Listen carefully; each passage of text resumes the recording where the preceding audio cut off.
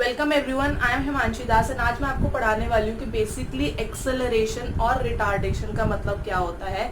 इसके अलावा थोड़ा सा इंट्रो में वीडियो की एंड में इक्वेशन ऑफ मोशन को भी देने वाली हूँ, तो मेक श्योर आप वीडियो पूरी देखें। तो स्टार्ट करते हैं एक्सेलरेशन से, बट एक्सेलरेशन को स्टार्ट करने से पहले you need to know the meaning of one term that is velocity. तो जिसने भी अभी तक मेरी स्पीड और वेलोसिटी की वीडियो नहीं देखी है तो I am gonna link it in the description box, उसको जरूर पहले देखो ताकि ये टॉपिक आपको बहुत अच्छे से समझ आ जाए। तो अब एक्सेलरेशन बेसिकली क्या होता है। एक्सेलरेशन की बात करें तो जब भी वेलोसिटी हमारी चेंज हो रही होती है तो हम कहते हैं वो जो बॉडी थी जिसकी वेलोसिटी चेंज हो रही है that is in the accelerating mode, वो एक्सेलरेशन शो कर रही है। फॉर एन एग्जाम्पल, अगर मैंने कोई बॉडी स्टार्ट हुई रेस्ट से, रेस्ट का मतलब होता है जब बॉडी की इनिशियल वेलोसिटी जो थी वो 0 थी, तो suppose it is at point A जहाँ पे उसकी initial velocity was 0 metre per second. थोड़े टाइम बाद मैंने उसको देखा कि उसकी 5 सेकेंड्स के बाद बी पॉइंट के ऊपर जब वो आया तो मैंने यहाँ पर देखा उसकी वेलोसिटी जो थी वो 10 मीटर पर सेकेंड बन चुकी है। फिर मैंने सी पॉइंट पे देखा अगेन आफ्टर 5 सेकेंड्स, तब उसकी वेलोसिटी मैंने चेक करी तो उसकी वेलोसिटी 20 मीटर पर सेकेंड बन गई एंड सो ऑन। तो इसका मतलब है जब भी दो पॉइंट्स के बीच में वेलोसिटी चेंज हो रही है that means the body is accelerating. जब भी वेलोसिटी चेंज हो रही है मतलब वो बॉडी एक्सेलरेट कर रही है। तो एक्सेलरेशन की बेसिक डेफिनेशन होती है rate of change of velocity with time. तो इससे मुझे एक्सेलरेशन का एक जनरल फॉर्मूला मिल चुका है that is change in velocity upon time.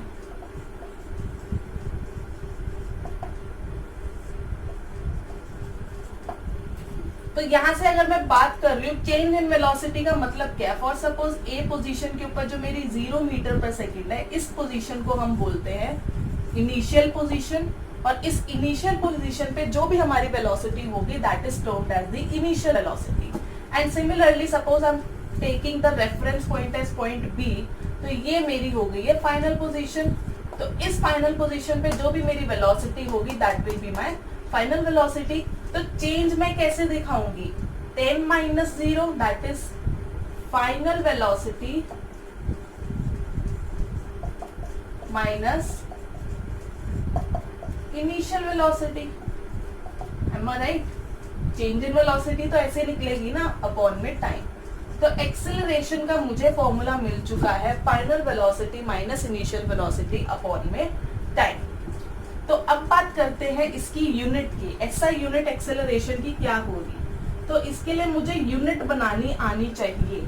Final velocity में से इनिशियल वेलोसिटी, हमें बेसिकली किसी भी यूनिट बनाने के लिए मुझे उस टर्म का, उस क्वांटिटी का फॉर्मूला पता होना चाहिए। तो फाइनल वेलोसिटी में से अगर मैं इनिशियल वेलोसिटी माइनस करती हूँ तो जो भी मेरी रिजल्टेंट क्वांटिटी आएगी that will be only velocity. तो वेलोसिटी यहाँ पर तो उसकी मीटर पर सेकेंड ही बनेगी। Am I right? Unit of velocity is metre per second. अब फॉर्मूले में अकॉर्डिंगली डिवाइड करना है टाइम से, तो क्योंकि मुझे यूनिट निकालनी है तो मैं टाइम की यूनिट से डिवाइड कर देती हूँ दैट इज सेकेंड। तो मुझे ऐसा यूनिट ऑफ एक्सेलरेशन मिल चुकी है that is metre per second square. अब एक बार दोबारा से इस एग्जांपल के ऊपर आ जाते हैं। जब मैंने देखा ए पोजीशन पे तो मेरी बॉडी की वेलोसिटी जो थी वो 0 मीटर पर सेकेंड थी। फिर जब मैंने 5 सेकेंड बाद बी पोजीशन पे देखा तो मेरी वेलोसिटी जो थी वो 10 मीटर पर सेकेंड बन चुकी, मतलब ए से बी के अंदर 10 मीटर पर सेकेंड का फासला है। अगेन जब मैंने सी पॉइंट पे देखा आफ्टर फर्दर 5 सेकेंड्स तो मेरी वेलोसिटी जो थी वो 20 मीटर पर सेकेंड हो गई। तो अभी भी बी टू सी के अंदर 10 मीटर पर सेकेंड हमारी वेलोसिटी चेंज हुई है। तो अगर मेरी सेम इंटरवल ऑफ टाइम के अंदर equal amount, equal value of velocity change हो रही है दैट मीन्स मेरी जो बॉडी है that is showing the uniform acceleration. और अगर वही मैं बात करूँ एक पॉइंट डी भी ऐड हो जाता आफ्टर 5 सेकेंड फर्दर और मेरी वेलोसिटी वहां पे 25 मीटर पर सेकेंड थी, तो अगर मैं पूरा मोशन रीड करती हूँ तो यस मेरी बॉडी जो है वो एक्सेलरेशन तो शो कर रही है, क्योंकि 0 से 25 पहुंचने में कुछ ना कुछ चेंज तो आया है तभी वो 25 बनी है। बट क्या वो यूनिफॉर्म एक्सेलरेशन शो करती है? तो the answer is from A to D it is not showing uniform acceleration, या फिर मैं बोलूँ तो it is showing non uniform acceleration, right. तो यूनिफॉर्म एक्सेलरेशन कोइंसिडेंटली तो बहुत बॉडी शो करती है, बट जो मोस्टली दो कॉमन एग्जांपल है जहाँ पे बॉडी यूनिफॉर्म एक्सेलरेशन शो करती है और जो एग्जाम पॉइंट ऑफ व्यू से टीचर आपसे एक्सपेक्ट कर रही है, तो फर्स्ट इज फ्री फॉल। जब भी एक बॉडी बिना किसी एक्सटर्नल फोर्स के किसी हाइट से थ्रो कर दी जाती है तो वो कहलाता है फ्री फॉल, और उस टाइम पर बॉडी जो होती है वो यूनिफॉर्म एक्सेलरेशन शो करती है। इस पर्टिकुलर एग्जाम्पल को आप ग्रेविटेशन चैप्टर के अंदर बहुत डिटेल के अंदर पढ़ने वाले हैं। सेकेंडली, अगर कोई बॉडी रोल कर रही है, अगर मैंने किसी भी इंक्लाइन प्लेन से किसी बॉल को या किसी भी ऑब्जेक्ट को रोल करवा दिया तो वो बॉडी भी यूनिफॉर्मली एक्सेलरेट करती है। बट अब क्वेश्चन होता है, यहाँ पे तो हम बात कर रहे हैं कि एक बॉडी जो थी वो 0 से 25 गई या फिर फ्री फॉल हुई या फिर रोल कर रही है बॉडी, तो इन सारे केसेस के अंदर हमारी जो वेलोसिटी थी वो धीरे धीरे या जैसे भी इंक्रीज कर रही है। बट क्या वेलोसिटी डिक्रीज भी कर सकती है और वो भी एक्सेलरेशन कहलाएगा? तो आंसर इज येस, ठीक है। अगर कोई बॉडी चल रही है और वो ब्रेक अप्लाई करती है या वो अपने आप को स्टॉप करती है तो ऑब्वियसली एक पर्टिकुलर वेलोसिटी से वो 0 पर आ रही है, दैट मीन्स वेलोसिटी डिक्रीज हो रही है। But nevertheless decrease is also a kind of change in velocity, तो वो वाला मोशन भी एक्सेलरेशन कहलाता है। तो ये चीज आपको ध्यान में रखनी है, जब भी एक बॉडी की वेलोसिटी इंक्रीज करती है तो हमारी जो एक्सेलरेशन होती है वो पॉजिटिव हो जाती है। सिमिलरली जब भी मेरी एक बॉडी डिक्रीज करती है तो जो मेरी एक्सेलरेशन होती है वो नेगेटिव हो जाती है, जो आपको वैल्यूज खुद अपने आप न्यूमेरिकल्स के अंदर खुद पुट करनी है कि जज करना है कि एक्सेलरेशन पॉजिटिव होगी या फिर नेगेटिव होगी। एंड नेगेटिव एक्सेलरेशन का दूसरा नाम होता है रिटार्डेशन। जब भी वेलोसिटी में चेंज हो रहा है बट वेलोसिटी जो है वो डिक्रीज कर रही है विद टाइम, तो उस एक्सेलरेशन, उस स्पेशल काइंड ऑफ एक्सेलरेशन को हम नाम दे देते हैं रिटार्डेशन का। तो एक बहुत बेसिक सा एग्जांपल करके देख लेते हैं। The question says a driver increases the speed of a car from 10 meter per second to 25 meter per second in 5 seconds. Find the acceleration of the car. No.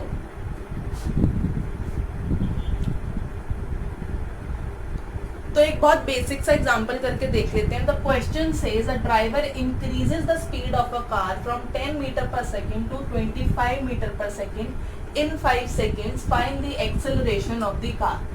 तो कोई भी न्यूमेरिकल, कोई भी मैथ्स की प्रॉब्लम कुछ भी हो, उसको सॉल्व करने से पहले हमें सबसे पहली चीज देखनी होती है जो हमारी गिवन क्वांटिटीज हैं, क्या उनकी जो यूनिट्स है वो सेम है। तो हमें ये चेक करना है क्या हमारी स्पीड की यूनिट सेम गिवन है, तो मीटर पर सेकेंड हाँ गिवन है। सेकेंडली टाइम भी मुझे 5 सेकेंड्स के अंदर गिवन है, but the teacher can confuse you by giving different kind of units in the same question.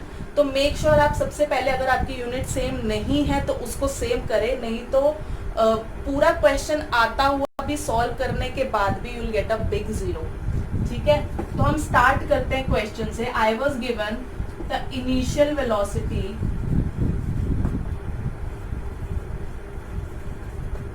As 10 metre per second, final velocity मुझे गिवन है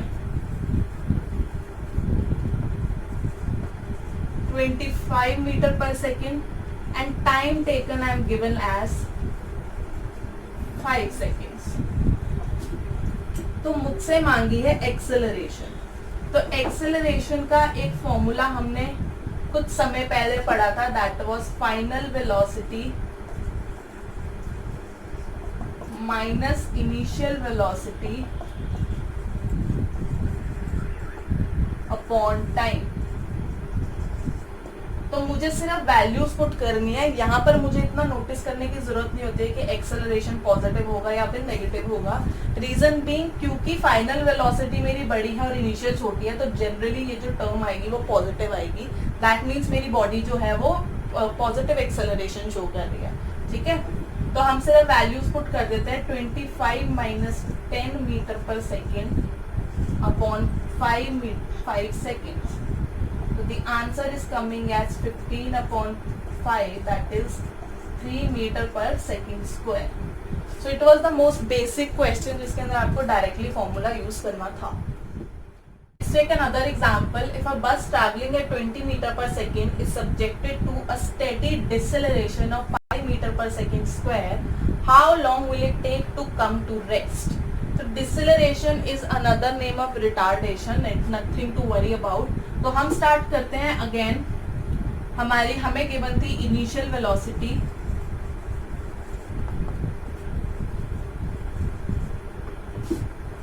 was 20 metre per second. अब final velocity हमें क्या given है? It is saying that at the end the bus is coming to rest. Rest means वो अब चल नहीं रही है. दैट मीन्स हमारी final velocity would be 0 metre per second. उसके अलावा I am given with deceleration. अब डिसेलरेशन पिछले क्वेश्चन में we were asked to find the acceleration, जिसके अंदर मुझे इतना टेंशन लेने की जरूरत नहीं थी कि वो पॉजिटिव लेनी चाहिए नेगेटिव लेनी चाहिए, क्योंकि answer automatically according to the question आता, राइट. बट यहाँ पे डिसेलरेशन की बात हुई है तो आई नो कि मुझे माइनस लेना पड़ेगा, क्योंकि बॉडी 20 मीटर पर सेकेंड से रेस्ट पर आ रही है. तो it will be -5 metre per second square. Now the question is asking how long will it take. That means we have to find the time. तो मुझे पता है एक्सेलरेशन का फॉर्मूला क्या होता था.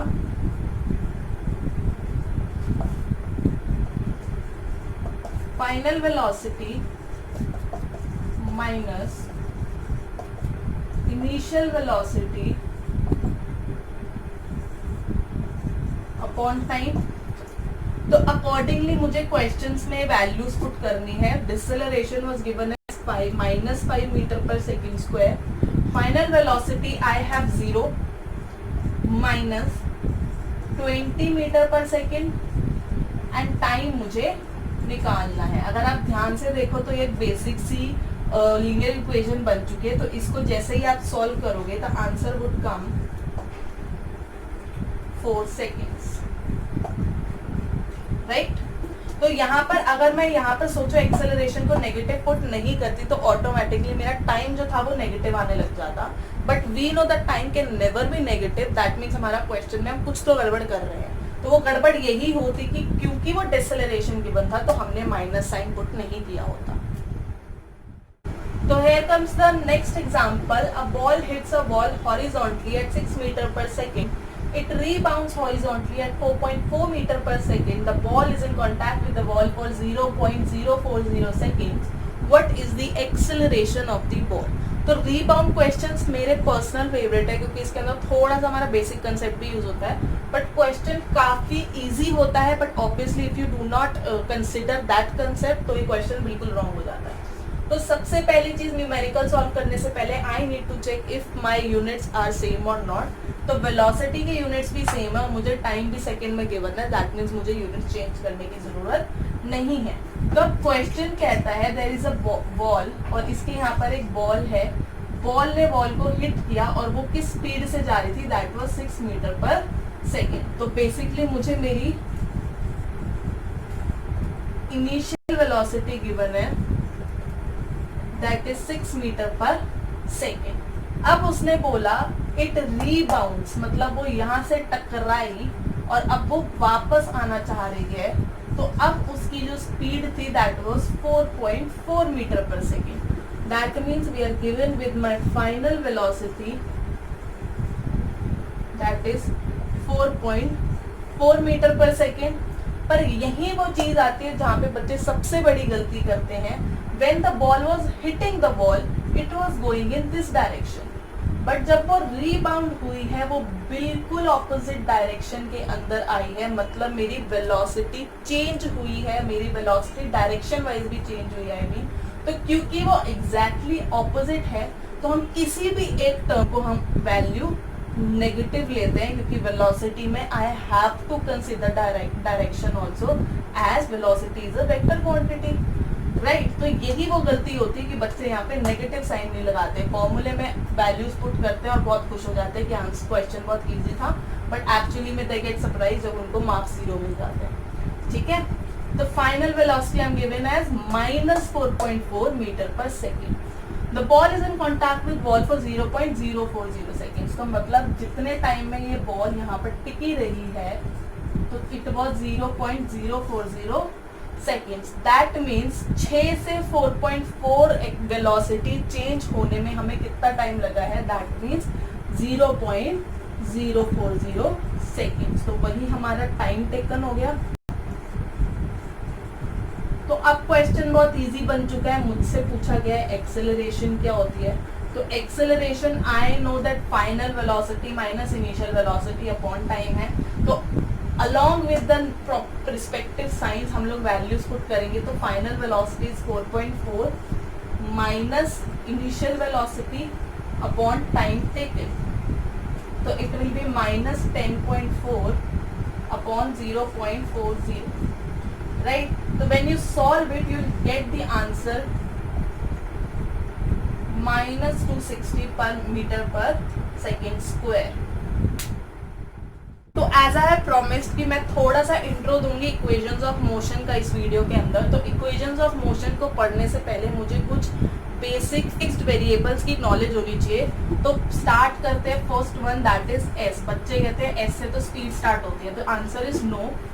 S in equations of motion stands for distance. Even कोई भी साइंस की बुक आप उठा लो फिजिक्स रिलेटेड तो उसके अंदर S will always be used for distance only. Capital S is different in chemistry but मैं स्मॉल एस की बात कर रही हूँ. ठीक है. दूसरी चीजेस अगर आपको याद हो तो मैंने स्पीड नहीं बताई थी. वेलोसिटी, स्पीड एंड वेलोसिटी के अंदर आई हैव डिस्कस्ड कि हम लोग न्यूमेरिकल्स के अंदर टर्म वेलोसिटी यूज करने वाले हैं. तो वेलोसिटी भी अब दो तरह की होती है, इनिशियल एंड फाइनल. तो v होता है एक टर्म और एक होता है u. तो v stands for final velocity and u stands for initial velocity. उसके अलावा a stands for acceleration and t stands for time. तो यही वो 5 बेसिक टर्म्स है जिससे हमारी तीनों इक्वेशंस ऑफ मोशन बनी हुई है. तो the first equation of motion states that v is equal to u plus at. That means final velocity is equal to initial velocity plus product of acceleration and time.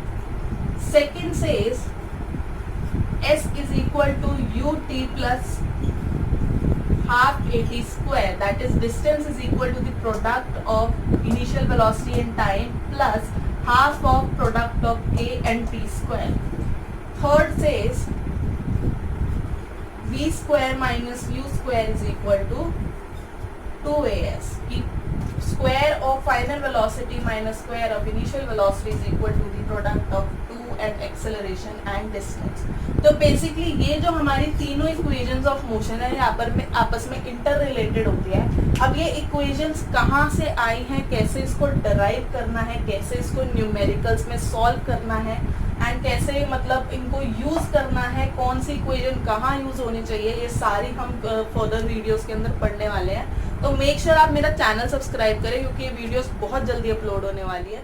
उसके अलावा like share comment on my video कि आपको कैसी लगी ये video. अगर इसके अलावा कुछ डाउट्स है जो आप मुझसे डिस्कस करना चाहते हैं या फिर कुछ पर्टिकुलर टॉपिक्स है जिसके ऊपर आप चाहते हैं कि मैं वीडियोस बनाऊं तो वो आप कमेंट सेक्शन के अंदर जरूर लिखना. Till then bye.